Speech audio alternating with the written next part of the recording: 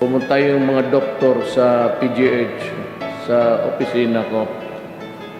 Naghingi ng tulong para sa medisina.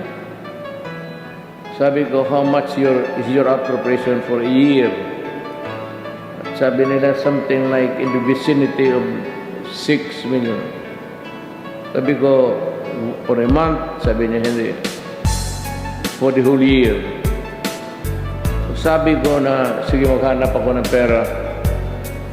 At pinawagan ko si Chairperson Andrea Domingo. Sabi ko, ma'am, may 100 million ka ba? Sabi niya, wala ngayon, pero tingnan ko sa libro kung bakit. Sabi ko, ang PGH naghingi ng tulong at yung appropriation nila, yung sa budget for the whole year is something just like I said, 60 or something, para medicine na lang. Sabi niya, sige, tignan ko. Tumawag siya sa akin at sinabi niya, meron tayong makuha.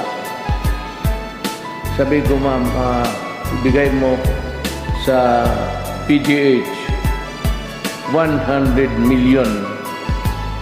Sabi nila, a month? Sabi ko, yes.